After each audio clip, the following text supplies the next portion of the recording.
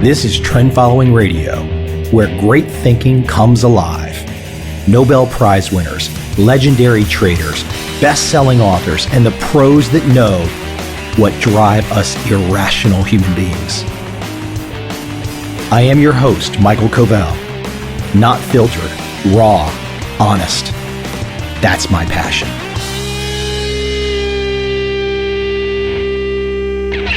My guest today is Jim Rogers, famed American investor, currently based in Singapore, once founder of the Quantum Fund.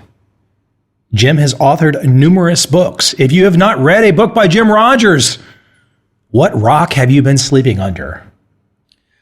Our conversation today is not pretty. At least it's not pretty for the central banks of the world. Jim has an ominous warning for those of us still with a pulse. I hope this conversation with Jim Rogers at least gets you thinking.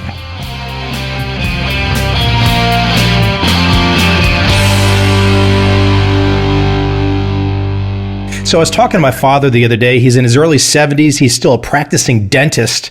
And I asked him if he knew about negative interest rates. And he was like, what are you talking about? And I said, yeah, you're going to have to pay the bank to hold your money for you. On top of that, I'm watching Janet Yellen the other day, and she's before Congress. And she starts talking about the need to perhaps find there could be some legal obstructions to negative interest rates, but she's pretty sure she can find the workaround. Now, when you hear the head of the Fed say that, what's your first feeling deep inside? Oh, well, it's a deep, old lesson we all have to learn the hard way, that governments do whatever they want. If it's not legal, they'll find a way to screw us. They'll find a way to make it legal. And she's just doing they do what they want. Whether what they want is accurate or correct or even moral, doesn't matter. They're going to do what they want because they think they're smarter than we are. They think they're smarter than we are, and they're not. They think they're smarter than the market, and they're not, but they think they are. And they're ruthless. But I think people hear you say that, ruthless. I mean, these are public servants that are there to help us. And I mean, if they want negative interest rates, isn't that what we as a society need? Well, Mike, I wish that the history of the Federal Reserve, just to pick that institution, had some history of being accurate and useful to the world. It doesn't. You go back and look at, let's just take the last 20 years, since that's going to be in most people's minds. Nearly everything they have done, 30 years, say 30 years, and nearly everything they have done in the last 30 years has been wrong. It's caused problems. It's a disaster. And you and I are going to continue to pay for it, and it's going to get worse and worse and worse. So these public servants, unfortunately, Mike, they're essentially bureaucrats and academics. You go up and look, Alan Greenspan, 30 years ago, he couldn't get a real job. He always failed on Wall Street. He was sort of a laughing stock on Wall Street. So he kept getting government jobs. And nearly everything he ever did, the Fed was wrong. He caused a collapse in 87. I mean, I can go on and on and on. You read Mr. Bernanke, who was there recently. Mr. Bernanke, everything. I shouldn't say everything, because I'm sure maybe once he got something right, but nearly everything he ever said turned out to be wrong. And Mrs. Yellen, the same thing. There was a study done by the Federal Reserve, by the head economist, in, I would say, 2007. It was published, and it started off by saying, here at the Federal Reserve, we have several hundred of the most brilliant and accomplished economists in the world on our staff. There are people out there who are saying that our policies are wrong, that housing is going to collapse, and there are going to be financial problems. How can they possibly say that when we, with hundreds of the best economists in the world, know it's not going to happen? It's in writing. It's in print. So why anybody would listen to these guys is beyond me. And we can go on. We can go on to the Vietnam War. We can go on to the Iraqi War. We can go on to many, many, many other things where they have been totally dead wrong, and they say they're acting in our interest. Jim, if you had to kind of weight the probability, the prediction chance for the United States Federal Reserve to put on the American public negative interest rates? Is that baked into the cake? They basically said it's coming no matter what. Baked in the cake? I don't know. I don't think so. I would say no. And the reason I say that, it's an election year coming up, Mike, and maybe after the election, but I cannot concede that any politician is going to be able to withstand the fury that if all of a sudden the Americans got no interest on their interest rates. It's too much part of our heritage. Now, you can say that about other countries too, yes, but I think in America, there's too many banks, too many local banks. I don't think it would happen here. Maybe after the election, it would happen depending on the state of the world. But I suspect that, in my view, after the election, the state of the world is going to be so bad that the market won't take it. Wouldn't let them get away with negative interest rates. Try and educate the audience to some degree. I put yourself in the mind of Janet Yellen. The reason for negative interest rates, from her perspective, why would they be going down the path of negative interest rates? Right, because nothing else has worked. Now, Janet Yellen's been there for what, 12 years? She went there in the early part of the decade. She wasn't head of the Reserve, but she was on the set. She was around. She's part of the reason that Bernanke and Greenspan did what they did. She gave them more intellectual cover. Everything she has done has turned out wrong. Now she's got to try something else. She's getting desperate. And the part of the problem is they can never admit they're wrong. They can never admit, oh gosh, all these things we've been telling and saying and doing for the last X number of years is totally wrong. We need to completely scrap and start back at first base. No, or home plate, I should say. No, of course not. They will never admit they're wrong. And in their minds, they're never wrong. It's the market that's wrong. They're not wrong. It's the rest of us that's wrong. And the idea here is the negative interest rates, as you say, if things aren't going the way they want, and I assume the only measurement that they really have anymore is how high can we keep the S&P? That seems to be the only thing they're shooting for. Well, I wish that you were wrong, but I'm afraid you're right. It is pretty mind-boggling to me that things have deteriorated to this extent. We used to have a Federal Reserve head named William McChesney Martin. He was a smart guy. He understood sound currencies. He understood sound finance. He understood markets. He understood that if he had anything to do with markets when they went too high, he was supposed to cool them off so that they didn't collapse. We didn't have overheating and other problems. But we haven't had a sound. Well, Paul Volcker at least understood some of it. But no, for the last 30 years, look at who we've had down there. They've been academic and political hacks. I was thinking about this too. If they did start negative interest rates after the election, perhaps, how do they even know? I mean, a negative interest rate is a tax. But how do they even know this new tax would be offset with enough new economic activity? How do you even dream up the idea that it would even work?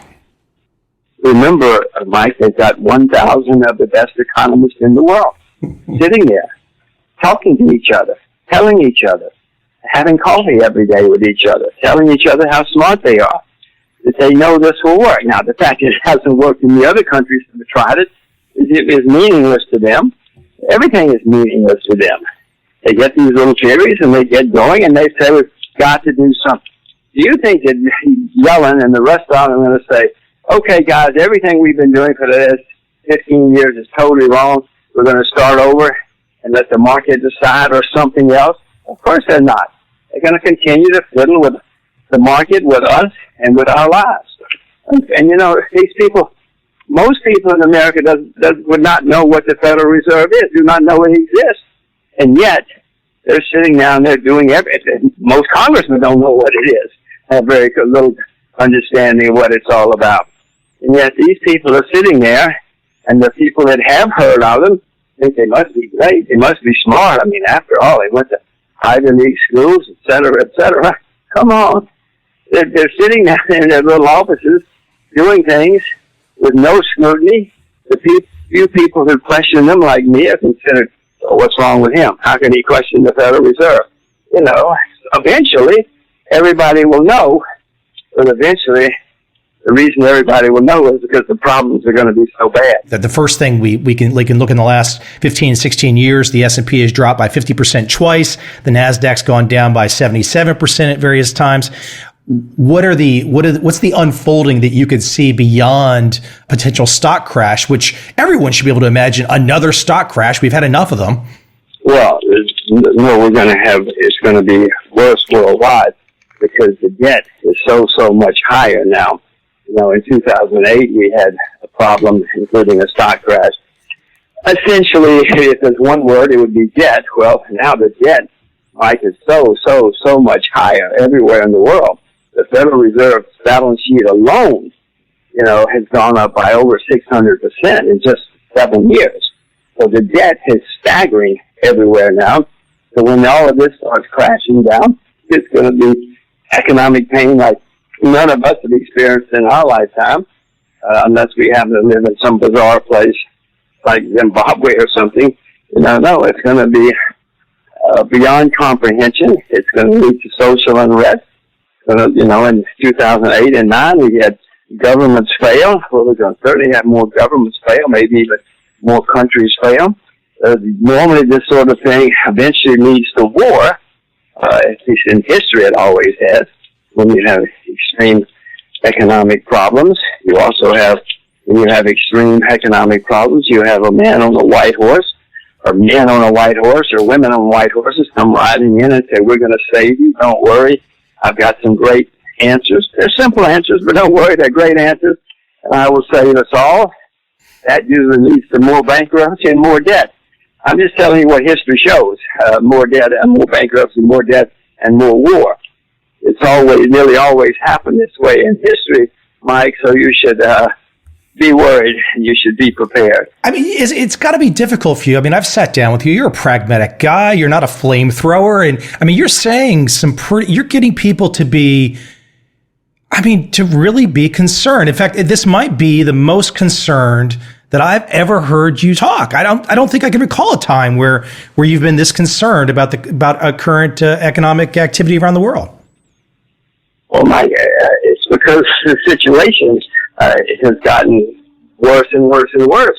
It never occurred to me that the Federal Reserve would print staggering amounts of money and that they would need the Japanese central bank and the UK central bank and the European central bank to do the same thing. They would all get on the phones to each other and say, well, let's take interest rates to zero. Now, you and I and everybody listening to this was reared being taught you save your money and you invest for the future and eventually everything will be okay. Well, this is the first time in recorded history that the governments have set out to destroy the people who save and invest for the future. If you have a pension fund or a retirement fund, an insurance company or trust company or endowment, you're being ruined. All of those people who built up capital, either through savings or investing, are being totally ruined now at the expense of the people who did it the other way. We're trying to help all the people who went and took on gigantic debts and said, okay, I don't have an income or I can't afford this, but I'm going to borrow a lot of money and do some strange things. I mean, this has never happened before in recorded history that I'm aware of. We've had periods where the middle class and the savings class have been wiped out, but they've been wiped out because of war or inflation or something like that. This is the first time where we've really set out to destroy them. Now, if you ask Mrs. Yellen, she says, no, I'm not destroying them. I'm helping them. I'm trying to help them. But her policies, whether it's intended or unintended consequences, they're destroying the people who should do it right. The idea that the solution to a problem of too much debt and too much spending is more debt, I mean, it is mind-boggling to me that grown-ups can stand up and say, listen, guys, we have too much debt. The world is awash with debt and it's causing huge problems everywhere. Let's have more debt. Let's get some more debt. That will solve our problems. I mean, it never occurred to me that something like this could happen. But here I am. I see it, and you ask why I'm more worried now than I've ever been. Well, the United States government debt has gone beyond comprehension. The world's debt has gone beyond comprehension. Many people have spoken about austerity. probably heard that word often. Nobody, no country has less debt this year than last year, or will have less debt next year than this year. I mean, austerity is a word that they don't even use anymore because nothing is being done to solve the real problems. You know, Jim, it seemed like after 2008, early 2009, so much fear. It was like the government basically made like a bribe. Like, hey, you're afraid. Now, don't you ask about interest income anymore. We're going to take that away. We might even go beyond that. But what we're going to do, the deal we're going to make with you, is we're going to raise the stock market. We're going to raise real estate. And now you just be quiet and be lucky that we've resurrected the stock market. We've resurrected real estate. But interest income is out of the question. It's almost like this. That's why it seems to me that the American public doesn't really raise their hand and complain too much, because they say, well, hold on. Look, the Fed's done a great job. Look at the stock market, look at real estate. But it's all temporary in many ways.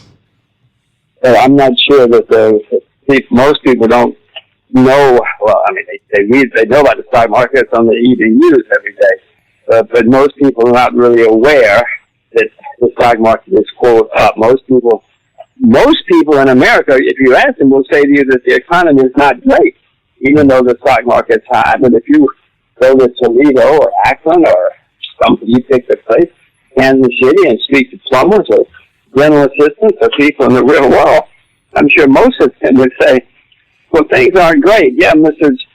Jones, you tell me that the stock market is up, but my life is not up. My life hasn't improved, but I don't see riots in the streets. I see some stability. And stability is useful for most people. Most people are aware of what's going on. They realize we're not collapsing, but they certainly know things are not great. You know, Jim, I caught on a show the other day on this BBC Hard Talk show. They had a German economist on there, a guy named Issing, used to be a board member of the European Central Bank, and he was being questioned about all these policies, and he essentially said, well, don't worry, because, he either said unlimited or limitless QE, meaning we can do this forever. And those were his exact words. And I was shocked. I was like, how can there be unlimited? Well, you're exactly right. That is the word that they use. That is the exact word that the European Central Bank and the Japanese Central Bank have used. They said, we will print unlimited amounts of money to solve the problem. Now, I think they really think that this will work. I'm not sure why they think it'll work, even though it hasn't worked. It hasn't worked for whatever number of years it is. But I hope they think it's going to work. I hope they're not crazy. If they really don't believe it, then we got serious nuts in charge. But they seem to believe that this will work. It never has. It won't. Certainly evidence is that it's not working. But, unfortunately, as I said, Mike, if you went down the street and said, who's in charge, nobody would list the Federal Reserve. Nobody understands how the system works. Nobody knows what's going on. And that's why we don't have many people questioning it, because nobody even knows what's going on. And the few people who do, if you work for Goldman Sachs, you're in hog heaven. You're making a fortune. Certainly the financial types, they're not getting rid of their Lamborghinis. Everybody's very happy in the financial types, and they usually dominate or control the news. Okay, there's another 50% stock drop, another 75%. I mean, look, the Chinese stock market, I want to talk about that in a moment. The Chinese stock market's already taken a hit. Do you see the next round of this, when these types of events go through the same cycle again? I have to assume the Fed will do the same thing and double down. But I think maybe the audience needs to understand, we might not have the same reaction. Real estate and stock markets might not have the same reaction that we saw in early 2009 to then go on for 5 years. I mean, there's a very good chance the Fed could try all these, quote, tricks again and not get any results. Well, no, that's what's going to happen, because you can only go so far. America's the largest debtor nation in the history of the world now. The Federal Reserve's balance sheet alone, I told you, is up 600% in 7 years. Eventually, you just cannot keep doing it. The market, if nothing else, just says, we're not going to play this game anymore. We don't want your garbage paper money anymore. What's going to happen, maybe the next collapse, which we will have, there's no question about it. We've always had economic setbacks every 4 to 7 years since the beginning of the Republic, just to speak about America. So we have more problems coming. The next one, Mike, will probably be the Big Daddy. That will be the one which destroys many institutions, including the Federal Reserve, I hope. But let's just say you're right that they come galloping to the rescue. If they do, that's the last time. Maybe they get one more shot. Maybe they save us in 2017 or 2018. But the one in 2024, that will be the last one. We maybe have one more round like this. I doubt it, because the situation is so stark. But, who knows? I wouldn't have thought it would go this far. How do you see, so we've seen a lot of stock market volatility and a big drop in China, but when we look at population differences, there's a big population difference between China and America. And I sometimes think when I see the Asian ethic that, they're going to go through their booms and bust, but when the bust happens, it seems like in Asia, they buckle down and just work harder. It's a little bit different in America. Talk about what you see on the ground in China right now, and how do you see China? Well, as far as work ethic, if that's the word we're going to use, or saving investment ethic, which is maybe a better word, they're at a stage where we being America, 140 years ago, 120 years ago, everybody worked hard, they saved their money, they invested for the future. America actually was a debtor nation at one stage back then, when we were building railroads and canals and factories and schools and highways. We were investing for the future. And then we got our payoff, and we became the richest, most successful country in the 20th century. Now, of course, we're borrowing a lot of money, but we're spending it on welfare payments and discos and bureaucrats keeping their jobs, etc., rather than investing for the future. In Asia, they have the attitude that we did back then. They say they work hard, they save, and they invest for the future. They are building railroads and highways and airports and schools, etc. When the collapse came in 2008 and 9, Asia had a lot of money saved for a rainy day, and they started spending it on things to make themselves more competitive. In America, we did everything we could to make sure that no bureaucrats lost their jobs. In Asia, which is not good for future competitiveness, but in Asia, they did everything they could to invest for the future. Asia today is where we were once upon a time. And Mike, don't get me wrong. There's going to come a time when Asia's going to get fat and fast again too. This always happens throughout history. Somebody's on the bottom. They try to work and get to the top, and they do, and then they get lazy and incompetent, and they start over into their decline. So Asia, you and I are at the right place in 2016. But I'm sure that in 2216 or 2316, Asia will be in decline again itself. But this is where they do have the right attitude, the right savings approach, and they understand there's no free lunch, most of it. In America, we're at a point where we want a free lunch. Now, I hasten to say it's important. Back in 2008 and 9, when the world started having its problems, China had gigantic reserves built up, Singapore, most Asian countries. They saved money for a rainy day. It started raining, and so they started spending some of the money. There's a difference this time in that China now has debt.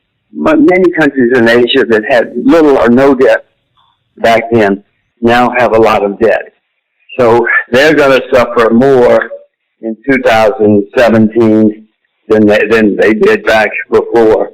It is amazing to me how much debt has built up in Asia. I mean, we're still not Portugal, we're not America or something, not England, with mind-boggling debt, but Asia has built up debt like it didn't have before. Obviously, you're very famous for doing several around the world journeys. I just, one day I hope I'm going to find the time and I'm going to say, okay, I have to mimic Jim. It looks like so much fun on paper. But I know you've got some young daughters. I'm curious, will you inspire them? Will you tell them? I mean, obviously they'll read your books, they'll talk to you, they'll know, but would you like to see them take those same kind of around the world journeys in the future?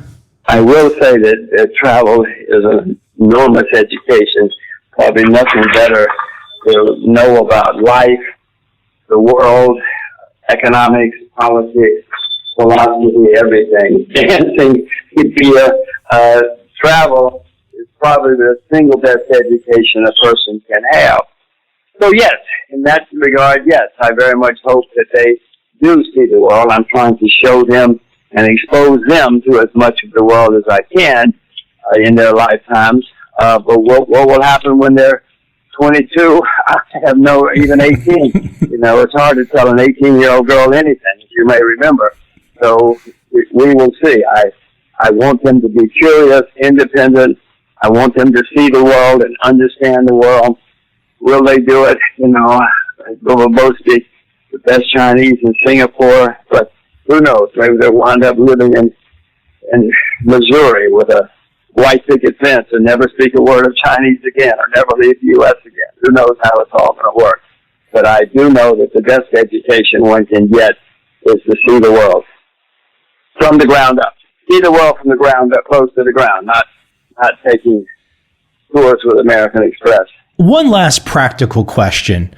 What is a good way, though, if you really see this unfolding economic storm, what's a good practical way for the average person with real estate, with stocks in the U.S., what's a good practical way for them to try and prepare for potential problems in the near future? Well, the first thing, Mike, is not to listen to me or you or anybody they hear on the internet or on TV, just to stay with what they know. Now, they can get ideas that they can pursue from the internet or from you, but please, people, one horrible mistake many people make is they hear things and they think it might be right, and they don't really know what they're doing, and they wind up suffering. So I want to emphasize over and over, stay with what you know, and if you don't think you know anything, just put your money in the bank. If nothing else, it's better to earn 0.5% a year than to lose 0.5% a year. That's a big number at random. So no, stay with what you know. Having said put your money in the bank, even that can be problematical because you got to make sure you have the right currency, the right cash. You put your money in Japanese banks 4 years ago, you'd have lost 50% of your money by now. If you put your money in an Icelandic bank 8 or 10 years ago, you'd be wiped out. So even then, you have to be careful to make sure that you're in a sound country that's being operated properly. If you think your country is not being operated properly, then find a place that you know where you're confident that you will be safe. Now, there are going to be people who are going to do extremely well in the next decade. I don't know them, but I certainly know some will. I certainly know that, for instance, in China, to use that example, China's a filthy country. It's just terribly polluted. And the government is now spending billions to clean up China. So if you know somebody who's cleaning up China, you really don't have to worry too much about the economic state of the world going forward because they're going to make a lot of money. They don't care if the West falls into the sea. They're too busy going to work every day, too busy making money. So there are companies and industries like that and people like that in the world. Find them. I don't know, I don't live in Missouri, so I don't know who they are in Missouri at the moment. But I do know that there will be people who are going to be fine no matter what. They're hard to find, but they exist. Nobody can copy anybody exactly as you're pointing out, but you're not exactly long the NASDAQ right now, are you? No, I'm short the NASDAQ to be precise. I'm short the major, those companies that were going up every day. Mike, it's interesting because in 2015, only 1/3 of stocks on the New York Stock Exchange went up. Twice as many stocks went down in 2015 as went up on the New York Stock Exchange. But if you ask most people, they would say, well, it's just a flat year. The average S&P was flat-ish, but that's because a few big stocks went up every day. So the economic problems have started. If you look at the breadth, and I presume your listeners will understand that, the breadth actually peaked in, I think, August of 2014. So the market knows that there's a problem. The market has been telling us for 18 months now that something's wrong. So I'm short those stocks that never went down. The ones that became, in my view, wildly overpriced, too expensive. I'm short those in the U.S. and I'm short young bonds in the U.S.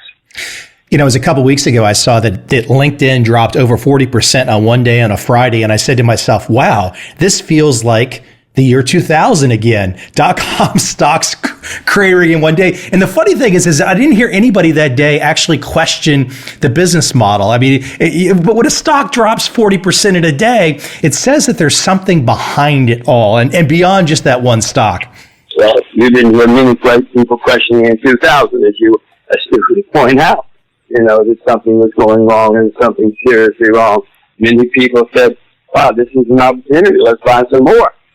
And XYZ is down 40% this week. Let's buy it. That's what they were saying then. I guess that's what they're saying now. I'm not saying it. I'm short them, but somebody might be saying it. What you're really saying is like, look, there's a lot of forces, especially the central banks, things that are happening that you should not feel good about. But also, you can't promise anybody that any particular market is going to do this. You can't promise a date. We all know that there are things happening that usually the unintended consequences usually are not pretty. And I think that's your message that you're giving the audience today. Not usually, always. The unintended consequences are always not pretty. Jim, you're easily found. People can see you on the tube. Your books are all over Amazon. I appreciate you taking some time today. It's my pleasure. You know, Vietnam is one of the few countries in the world I've never visited. I hope I get up there. Ho! You've not visited? Nope, I've never been to Vietnam. I did my best in the 60s to avoid going to Vietnam. Since then, I still haven't been. Now it's on my list. It's super high on my list. I've done 2 interviews where I've talked to you in Singapore. We're talking on the phone now. It is an hour and 45 minute, maybe 90-minute flight. And that airport that you fly out of Singapore is so nice. Saigon's airport's not as nice, but it's easy. Oh, you've got to do it. Anyway, I will see you here, there, or somewhere.